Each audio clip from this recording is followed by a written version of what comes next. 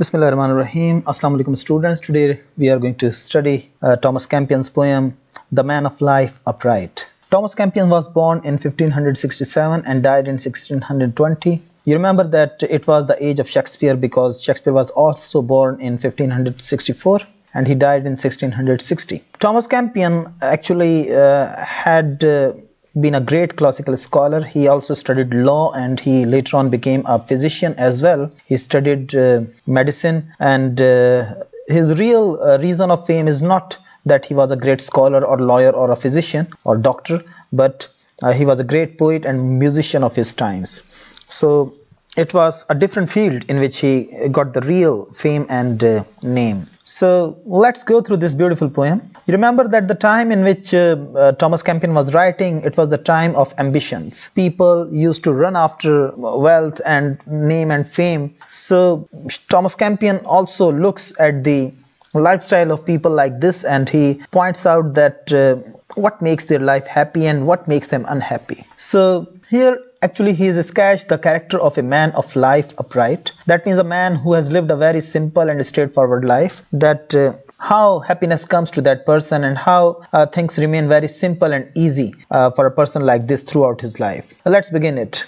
The man of life upright, whose guiltless heart is free from all dishonest deeds or thoughts of vanity. So the man of life upright has got a guiltless heart, and his heart is free from all dishonest deeds. He doesn't think of doing anything wrong in this world. Vanity means takabbur. So he does not have any arrogance in his heart. The man whose silent days in harmless joys are spent, whom hopes cannot delude nor sorrows discontent. So in this second stanza, Thomas Campion points out that such a man lives a very, very easy life because he does not have too many ambitions. He does not have great yearning for wealth, name and fame. So mostly his days are very silent, and he spent those silent days in harmless joys, whom hopes cannot delude. That means he is not deluded by great hopes. And when some discontent, some sorrow attacks him or comes in his life, he does not feel too much broken. It does not break him too much. He remains easy even in those difficult times as well, because he knows that these difficult times will also pass away as the good days have passed away. So nothing is permanent in this world, neither happiness nor discontent or sorrow. Delude means धोखा देना. Discontent का मतलब भी होता है बेचैनी या दुख या बदअमनी. In the third stanza, he says that man needs neither towers nor armor for defense, nor secret walls to fly from thunder's violence. Towers means बड़े बड़े towers जहाँ पर जो हैं पहरेदार खड़े हुआ करते हैं महलों के अंदर या बड़े बड़े किलों के अंदर, और वो पहरेदार दूर से ही जो है दुश्मन की फौज देखकर बता देते हैं महल वालों को कि भाई अपनी हिफाजत का इंतजाम किया जाए, हम पर हमला होने वाला है. तो he says that a man who lives an upright life, he does not need any towers for his self defense. Armour का मतलब भी जरा बख्तर है जो कि पुराने दौर में सिपाही पहना करते थे ताकि वो दुश्मन के वार से महफूज रह सकें जंग में. और he points out that the man of life upright does not need any tower or armor for defense, nor secret walls to fly. VAULTS. Walls means ज़ेरे ज़मीन कोई रास्ता जो कि अमूमन महलों के अंदर बनाया जाता था ताकि अगर किले के अंदर या महल के अंदर वो रास्ता बनाया जाता था ताकि अगर बिल्कुल ही उनकी आर्मी जो है वो दुश्मन के अटैक में आ जाए और वो उनसे बचना बिल्कुल ही नामुमकिन हो जाए तो फिर उस वॉल के जरिए जो है वो अपनी जान बचा लिया करते थे. From thunder's violence. वैसे तो थंडर का मतलब होता है बिजली जो कि जोरदार तरीके से कड़कती है आसमानों से, उसको थंडर कहा जाता है.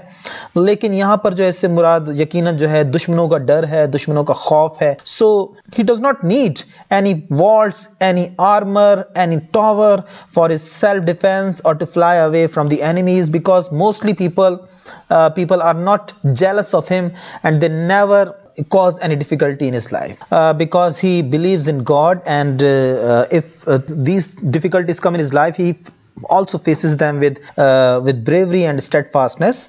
एक मतलब तो इसका ये भी हो गया, और दूसरा मतलब इसका ये भी है कि ऐसे ईमानदार आदमी को, ऐसे सिंपल लाइफस्टाइल गुजारने वाले आदमी के दुश्मन अमूमन बहुत कम लोग हुआ करते हैं. So he only can behold with unaffrighted eyes the horrors of the deep and terrors of the skies. He only can behold with unaffrighted eyes. Unaffrighted means بے خوف unaffrighted کا مطلب ہے. تو یہ ایک بڑا زبردست ایڈجیکٹیو انہوں نے یہاں پر یوز کیا کہ he only can behold with unaffrighted eyes, کہ وہ بغیر کسی خوف کے جو ہے وہ دیکھتا ہے. The horrors of the deep and terrors of the skies. ایک مطلب اس کا یہ بھی ہم لے سکتے ہیں کہ ایسا آدمی اپنے آپ کو کسی مشکل میں کسی پریشانی میں ڈالتا ہی نہیں ہے اپنی لالچ کی وجہ سے یا اپنی کسی بڑی ایمبیشن کی وجہ سے. ڈیپ کا مطلب یہاں پر سمندر. تو پرانے دور کے اندر جو لوگ جایا کرتے تھے نئی دنیاؤں کو ڈھونڈنے کے لیے یا کسی خزانے کی تلاش میں کسی سمندری سفر پر جایا کرتے تھے وہ لوگ، تو وہ لوگ عموماً لکڑی کے جہازوں میں جایا کرتے تھے جو کہ اتنے مضبوط نہیں ہوتے تھے، لیکن پھر بھی وہ اپنی زندگی جو تھی اپنی اس ایمبیشن کی وجہ سے خطرے میں ڈالا کرتے تھے. تو یہاں پر ٹامس کیمپین کہہ رہا ہے کہ دا مین آف لائف اپرائٹ، جو کہ ایک سمپل لائف سٹائل گزارتا ہے، وہ کیونکہ اس کی ضروریات بہت کم ہوتی ہیں تو لہٰذا وہ اس قسم کے خطرات میں اپنی زندگی کو نہیں ڈالتا ہے. سو ہی اونلی کین بیہولڈ، بیہولڈ کا مطلب دیکھنا، کہ وہ دیکھتا ہے with unaffrighted eyes، بے خوف آنکھوں سے، the horrors of the deep and thunders of the skies، کہ جو سمندروں میں جو خطرے ہیں ان کو بھی، and terrors of the skies، اور آسمان سے آنے والی جو آفتیں ہیں یا مصیبتیں ہیں ان کو بھی. تو اصل میں ایک میننگ اس کی یہ بھی ہو سکتی ہے اور دوسری میننگ یہ بھی ہو سکتی ہے کہ ایسا اسٹریٹ فارورڈ آدمی، ایسا بریو آدمی جو ہے، اگر وہ اس قسم کی مشکل حالات و واقعات میں آتا بھی ہے، اس وقت جو ہیں یہ چیزیں اس کو خوف زدہ نہیں کرتی ہیں. He looks at them with unaffrighted eyes، اور terrors of the skies بھی جو ہیں اس کو خوف زدہ نہیں کرتے ہیں بلکہ وہ ثابت قدم رہتا ہے ان ڈیفیکلٹ حالات کے اندر. Thus scorning all the cares that fate or fortune brings, he makes the heaven his book, his wisdom heavenly things. Very simple line. Thus scorning all the cares، کہ ساری غموں اور پریشانیوں کو جو ہے وہ دھتکارتا ہے، ان کو جو ہے وہ کوئی اہمیت نہیں دیتا ہے. اور اگر آپ زندگی میں غموں اور پریشانیوں کو اہمیت دینا شروع کر دیں، ان کے بارے میں سوچنا شروع کر دیں، تو پھر یقیناً لائف بہت ڈیفیکلٹ ہو جاتی ہے. لیکن a man of life upright، he never cares about the sorrows and difficulties and hardships of life that fate or fortune brings، جو کہ fate یا fortune جو ہے لے کر آتی ہے. fate کا مطلب بھی قسمت یا اور fortune کا مطلب بھی قسمت. So he makes the heaven his book، وہ سمجھتا ہے کہ اس کے نامہ اعمال کا اس کو اصل جو اجر ملے گا وہ اس دنیا میں نہیں ملے گا بلکہ ہیون، یعنی کہ آسمانوں پر جو ہے اس کی کتاب جو ہے مرتب کی جا رہی ہے اس کے اعمال کی، اور اس میں جو ہے پتہ لگے گا کہ اس نے کون سی اچھائیاں کی اور کون سی برائیاں کی. So he does not care about کہ اسے دنیا میں کیا ملا اور کیا نہیں ملا. So his wisdom heavenly things, یعنی کہ جو آسمانی کتابیں ہیں اور آسمانی جو صحیفے ہیں، جو خدا کی دی ہوئی جو ہدایت ہے جو کہ اس نے اپنے نبیوں کے ذریعے انسانوں تک پہنچائی، وہ اس وزڈم کو جو ہے وہ اپناتا ہے، اس وزڈم کے اوپر وہ عمل کرتا ہے. تو ہز وزڈم ہیونلی تھنگس، تو آسمانی جو وزڈم ہوتی ہے یا جو ذہانت یا عقل مندی ہوتی ہے وہ اس کو اللہ تعالیٰ جو ہے دیتے ہیں اس کی اس نیک طبیعت کی وجہ سے. Good thoughts his only friends, his wealth a well spent age, the earth his sober inn and quiet pilgrimage. So good thoughts his only friends، وہ ہمیشہ پازیٹیو سوچتا ہے، چاہے وہ ڈیفیکلٹ حالات میں ہو چاہے وہ آسان کنڈیشنز کے اندر ہو، لیکن دونوں صورتوں میں جو ہے he always thinks very good. اور یہ ایک جو ہے نبی کریم صلی اللہ علیہ وسلم کی حدیث بھی ہے کہ ہمیں اس حدیث کے مطابق کسی بھی چیز سے کوئی بھی نیگیٹو جو ہے کنوٹیشنز یا شگن جو ہے نہیں لینا ہے، کوئی آگری جو ہے نہیں لینی اس سے نیگیٹو، بلکہ ہمیں ہر چیز سے جو ہے اچھی ہی فال نکالنی چاہیے، اچھا ہی اس سے جو ہے نتیجہ نکالنا چاہیے، اور ہمیشہ جو ہے ہر چیز کے اندر اللہ کی رحمت کو ہی جو ہے تلاش کرنا چاہیے. سو good thoughts his only friends, his wealth a well spent age، اور اصل میں جو اس کا سرمایہ ہے وہ اچھی طریقے سے گزاری ہوئی عمر ہے جو کہ اس نے گزاری، اور کیونکہ وہ جانتا ہے کہ جب وہ یہ ویلتھ لے کر خدا کے پاس جائے گا تو اللہ تعالیٰ جو ہے اس کو مایوس نہیں کریں گے. the earth is sober in، اور اس دنیا کو وہ ان کا مطلب ہوتا ہے مسافر خانہ. تو اس دنیا کو وہ کیسے دیکھتا ہے؟ ایک مسافر خانے کی نظر سے، کہ میں چند دنوں کے لیے یہاں پر آیا ہوں اور پھر جو ہے میں نے یہاں سے چلے جانا ہے، لہٰذا مجھے اس دنیا کے لیے اتنا ہی کام کرنا ہے جتنا کہ ڈیزرو کرتا ہے، اور وہ جگہ جہاں پر میں نے ہمیشہ کے لیے رہنا ہے مجھے اس جگہ کے لیے جو ہے، یعنی کہ مرنے کے بعد جو انسانوں کو زندگی ملنی اس کے لیے مجھے جو ہے محنت کرنی ہے. سو the earth is sober in، تو سوبر کا مطلب یہاں پر سنجیدگی، سنجیدہ.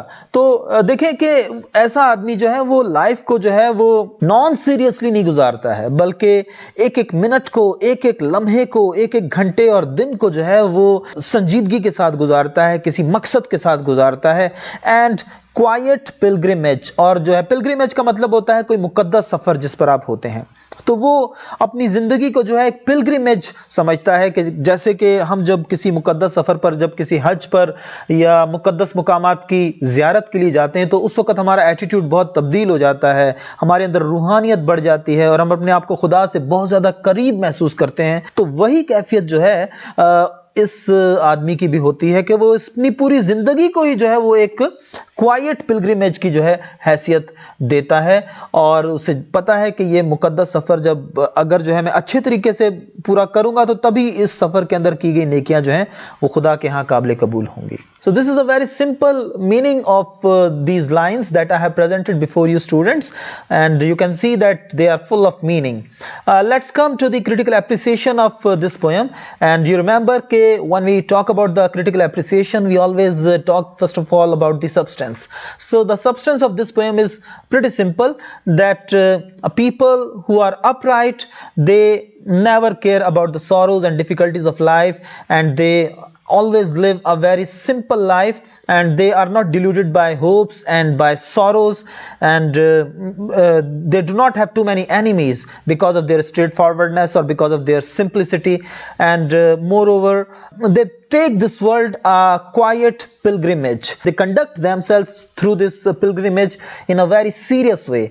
So life is a very serious business for them, and they have good books and good friends with them, with whom they love to spend their time. So this is what is a simple substance of this poem.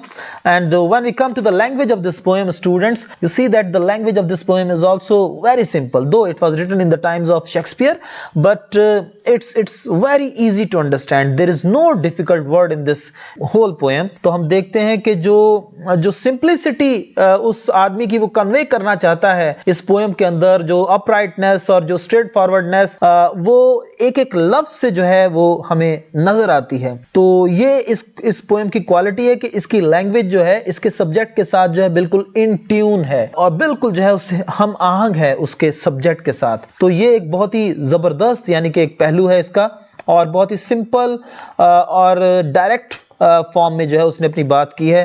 کوئی گھما پھرا کر جو ہے اس نے کسی مشکل طریقے سے بات کو نہیں کہا ہے. اور اگین اگر ہم دیکھتے ہیں کہ جو ورڈز ہیں they are very meaningful, they are full of meanings. مثال کے طور پر ورڈ ان کو ہی آپ دیکھ لیجئے. تو اب جب ان جو لفظ جو ہے ان کا مطلب سرائے یا مسافر خانہ، تو یہ لفظ جو ہے وہ اس پورے ایٹیٹیوڈ کو جو ہے وہ کنوے کر دیتا ہے کہ کس طریقے سے وہ آدمی جو ہے اپنی زندگی کو دیکھتا ہے. اور دیکھیں کہ that man needs neither towers nor armor for defense nor secret walls to fly from thunder's violence. تو یہاں پر بھی جو ہے جو ورڈز ہیں ٹاورز، آرمر اور سیکرٹ والٹس، تو وہ اس آدمی کے مقابلے میں ان لوگوں کو جو ہے لے کر آتے ہیں ہمارے امیجنیشن کے اندر جو کہ اپنے آپ کو ہمیشہ خطروں کے اندر محسوس کرتے ہیں، دشمنوں سے گھرا ہوا پاتے ہیں، اور وہ اپنے آپ کو جو ہے دشمنوں سے جو ہے بچانے کی کوشش میں جو ہے بڑے بڑے ٹاورز بناتے ہیں، قلعے بناتے ہیں، اور جنگی ہتھیار اپنے پاس رکھتے ہیں، اور ہمیشہ ایک ان ایزی اور سلیپ لیس قسم کی جو ہے زندگی وہ گزارتے ہیں. لیکن ایسا آدمی جو ہے because he does not have too many worldly ambitions in his heart, تو لہٰذا وہ دنیا کا خوف بھی جو ہے کسی لحاظ سے وہ اپنے اندر محسوس نہیں کرتا ہے. تو کتنی خوبصورتی سے یہ جو لفظ ہیں وہ اس آدمی کی اس کیئر فری نیچر کو جو ہے وہ واضح کر رہے ہیں یہاں پر کہ اور اگر دیکھیں جو پہلا کہ his guiltless heart is free from all dishonest deeds اور thoughts of vanity. کوئی بھی تکبر جو ہے اس کے دل میں جو ہے نہیں ہوتا ہے، اپنے آپ کو نہ تو وہ اپنے ارد گرد کے لوگوں سے بہت زیادہ بڑا سمجھتا ہے، امپورٹنٹ سمجھتا ہے. تو یہ بھی ایک بہت بڑی کوالٹی ہے جو کہ بڑے لوگوں کے اندر ہوتی ہے. So it's a very wonderful poem that Thomas Campion has composed in these beautiful words, اور لہٰذا language of اس poem کی جو ہے وہ اس لحاظ سے بہت امپورٹنٹ ہے. امیجری کی طرف اگر ہم آئیں تو मैंने आपको बताया है कि इमेजरी से मुराद है कि कौन कौन सी फिगर्स ऑफ स्पीच जो है राइटर यूज करता है और कैसे जो है वो पिक्चर्स क्रिएट करता है अपनी पोयम के अंदर अपनी बात को हम तक पहुंचाने के लिए। इंग्लिश पोइट्री के अंदर ये एक पर्टिकुलर क्वालिटी होती है। तो जब हम इमेजरी को देखते हैं तो देखें कैसे जबरदस्त किस्म के इंटरेस्टिंग इमेजेस जो हैं वो अपने वर्ड्स में अपने हमारे सामने लेकर आता है। जैसे कि दोबारा हम बात करें तो टावर्स, आर्मर्स और सीक्रेट वॉल्स जो हैं वो एक इमेज लेकर आते हैं उन लोगों का जो कि खतरात से अपने आप को घिरा हुआ पाते हैं। और उसके साथ ही साथ जो है देखें कि हॉरर्स ऑफ द डीप और टेरर्स ऑफ द स्काइज जो है वो उन दिनों को सामने लेकर आते हैं जब लोग इन मुश्किल समुद्री सफरों पर निकला करते थे ताकि वो नई दुनियाएं दरियाफ्त करें या खजाने हासिल करें या फिर जो है कोई इंटरेस्टिंग चीज है वो दुनिया में वो जो है हासिल करने के लिए निकलते थे। तो हॉरर्स ऑफ द डीप जो है उस पूरे वो मंजर को जो है हमारे सामने लेकर आ जाता है। आज के दौर में तो यकीनन जो है समुद्री सफर बहुत आसान हो गया है, लेकिन उस दौर के अंदर जो था समुद्री सफर बहुत मुश्किल होता था जब वो बोट्स या वो जो जहाज जो कि लकड़ी के बने हुए होते थे, जो कि इतने पावरफुल नहीं होते थे, इतने स्ट्रांग नहीं होते थे, तो उनमें वो लोग जाया करते थे। तो उनको जहन में रखें कि कैसे बड़े बड़े तूफान जब उनके ऊपर आते थे तो वो उनका मुकाबला करते होंगे। तो ये यहाँ पर जो है वर्ड्स ये हमारे सामने वो मंजर जो है ये वर्ड्स लेकर आते हैं।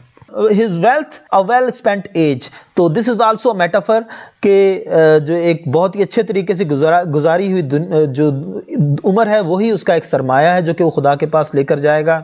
और अगेन एक मेटाफर जो है द अर्थ हिज सोबर इन, तो अर्थ को जो है वो इन के साथ कंपेयर कर दिया गया।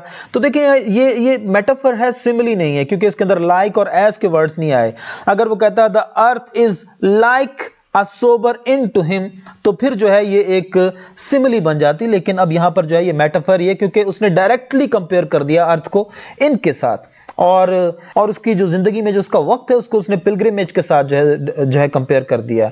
सो that is how different figures of speech are there. They are very simple, very interesting and हम देखते हैं कि hopes cannot delude nor sorrows discontent। अब hopes से यहाँ पर मुराद ऐसे लोग भी हो सकते हैं जो कि आपको चकमा देते हैं, आपको बड़ी बड़ी उम्मीदें दिलाते हैं और उसके बाद जो है वो आपको लूट लेते हैं, तो वो धोखा नहीं खाता है उम्मीदों से और ऐसे लोगों से भी। तो hopes stands for those people, तो लिहाजा ये एक मेटोनिमी भी आप इसको कह सकते हैं। और सॉरोज भी जो हैं और ये यहाँ पर जो है देखें कि एक पर्सनिफिकेशन भी है कि होप्स और सॉरोज को जो है उसने पर्सनिफाई कर दिया है। जैसा कि आप जानते हैं कि पर्सनिफिकेशन एक ऐसी फिगर ऑफ स्पीच होती है जिसके अंदर जो इनएनिमेट ऑब्जेक्ट्स होते हैं या जो एब्स्ट्रैक्ट ऑब्जेक्ट्स होते हैं, आइडियाज होते हैं, उनको ऐसे पेश किया जाता है जैसे उनके अंदर जो है जिंदगी हो और वो इंसानों की तरह काम कर रहे हैं। अब देखें डिल्यूट करना यानी कि धोखा देना जो है ये तो इंसानों का काम है और तो लिहाजा यहां पर वो कह रहा है कि hopes can not dilute him,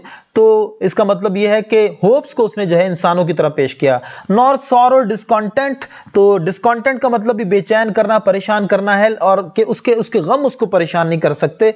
तो यहां पर सॉरो को भी जो है उसने पर्सनिफाई कर दिया। तो पर्सनिफिकेशन भी जो है इसके अंदर हमें जो है नजर आती है जो कि एक फिगर ऑफ स्पीच है। तो this was something about imagery. अगर हम आगे चलते हैं साउंड इफेक्ट्स की तरफ तो आप देखें कि ये लाइंस जो हैं ये तकरीबन हर लाइन जो है वो 6 सिलेबल्ड लाइन है, यानी कि हर लाइन के अंदर जो है 6 सिलेबल्स जो हैं आपको जो है मिलेंगे और 4 लाइनें जो हैं हर स्टैंजा के अंदर मौजूद हैं। And what is very interesting कि हर स्टैंजा की दूसरी और चौथी लाइन जो है वो आपस में राइम करती हैं, यानी कि उनके आखिरी वर्ड्स जो हैं वो एक दूसरे के साथ जो हैं बिल्कुल एक जैसी आवाजें निकालते हैं।